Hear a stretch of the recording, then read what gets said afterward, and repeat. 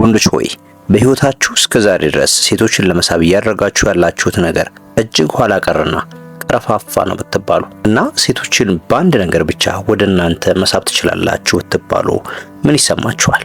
አሁን የምነግራችሁ ነገር ስለ ሴቶች፣ ስለ ዓለምና በአጠቃላይ ስለ ማህበራዊ ህይወት ያላችሁን አመለካከት ሙሉ በሙሉ የሚቀየር ነው። ይህንን ቪዲዮ አይታችሁ ስትጨርሱ ማንኛውም ሴት ልትቋቋማ የማትችለውን ያንን አንድ ትልቅ ሚስጥር ታውቃላችሁ። ለብዙ ሺህ ዓመታት የሰው ልጅ በዚህ ምድር ላይ ኖሯል። በጥንቱ ዘመን ነገሮች በጣም ቀላል ነበሩ። የዛሬው ዘመን ቴክኖሎጂ፣ ኢንተርኔት ወይም ማህበራዊ ሚዲያ አልነበረም። የሰው ልጅ በቡድን ነበር የሚኖረው። የሚገርመው ነገር ዛሬ በሰለጠነው ዓለም ውስጥ ብንኖርም የሰው ልጅ የስነ ልቦና መዋቅርና የመሳብ ስሜት ህግጋት ያኔ ከነበረው ጋር አሁንም አንድ አይነት ነው። ከጥንት ጀምሮ ወንድ ልጅ ሴትን ልጅ ሲመርጥ መጀመሪያ የሚመለከተው አካላዊ ውበቷን ነው። ዛሬም ቢሆን እውነታው ይሄው ነው። በእርግጥ ሴቷ አስተዋይና ጨዋ እንድትሆን ይፈለጋል። ነገር ግን የወንድ ልጅ አይን መጀመሪያ የሚያርፈውና ዋጋ የሚሰጠው በሴቷ አካላዊ ውበት ላይ ነው። በተቃራኒው በታሪክ ውስጥ ሴቶች በወንድ ልጅ ውስጥ የሚፈልጉት ዋና ነገር ምን ነበር ብለን ስንጠይቅ እሷንና ልጆቿን የመጠበቅና የማስተዳደር ወይም የማቅረብ አቅሙን ነው። ዛሬ በ21ኛው ክፍለ ዘመን እንኳን ይሄ የተፈጥሮ ህግ አልተቀየረም። ወንዶች አሁንም ቆንጆ ሴቶችን ይፈልጋሉ። ሴቶችም የሚጠብቃቸውንና ሁሉ ነገራቸውን የሚያሟላላቸው ወንድ ይፈልጋሉ። ነገር ግን ነገሩ የሚገርመው እዚህ ላይ ነው። ተመራማሪዎች እንደደረሱበት ከሆነ አንዲት ሴት ወንዱ በቂ ሀብትና ማህበራዊ ተሰሚነት ካለው ወይም አሁን የምናወራበት ልዩ ችሎታ ካለው ከሷ ያነሰ መልክ ወይም ቁመና ቢኖረው እንኳን አብረው ለመኖር ትስማማለች። እርግጥ ነው በልጅነት ምኞት አብዛኞቹ ሴቶች ቆንጆ፣ ጠንካራና እጅግ ባለሀብት የሆነ የህልም ልዑል ይፈልጋሉ። ነገር ግን ሁላችንም እንደምናውቀው የምንኖረው ፍጹም በሆነ ዓለም ውስጥ አይደለም። ብዙ ጊዜ ሴቶች የምታገኟቸው ከነዚህ 3 ባህሪያት ውስጥ አንዱ ወይም ሁለቱ ብቻ ካላቸው ወንዶች ጋር ነው። እስኪ አንድ የማህበራዊ እውነታ እንነጋገር። በተለያዩ የመኖሪያ መንደሮች ውስጥ ስታድጉ ያስተዋላችሁት ነገር ምንድን ነው? በአነስተኛና ዝቅተኛ ኑሮ ባላቸው ሰፈሮች ውስጥ ያሉ ሴቶች ውበት ያላቸው ቢሆንም ከነሱ ጋር የሚታዩት ወንዶችም በዚያው ልክ ተራ ኑሮ ያላቸው ናቸው። ነገር ግን ወደ መካከለኛና ከፍተኛ የመኖሪያ መንደሮች ሲሄዱ የሰዎቹ አኗኗር ብቻ ሳይሆን የሴቶቹ ማቀራረብ ይለያል። በእነዚህ አካባቢዎች ያሉ ቆንጆ ሴቶች አብረዋቸው የሚታዩት ወንዶች ወይ በጣም መልከ መልካም የሆኑ ናቸው ወይ ደግሞ የተሻለ የገንዘብ አቅምና ማህበራዊ ቦታ ያላቸው ናቸው።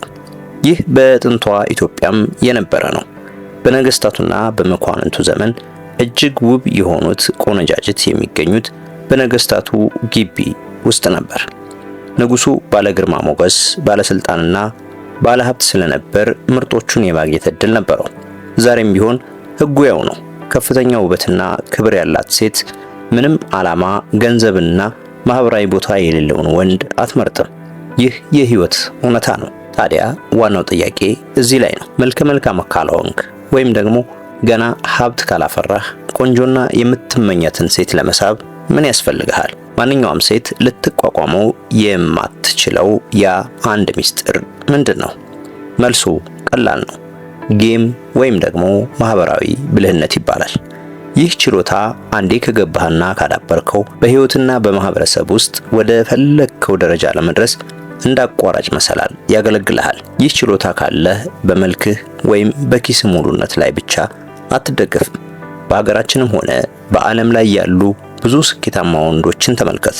አብዛኞቹ ያን ያህል መልከ መልካሞች አይደሉም። ነገር ግን በዚህ ማህበራዊ ብልህነታቸው ተጠቅመው የህብረተሰቡ ከፍተኛ ደረጃ ላይ ደርሰዋል። የፈለጉትንም ነገር ማግኘት ይችላሉ።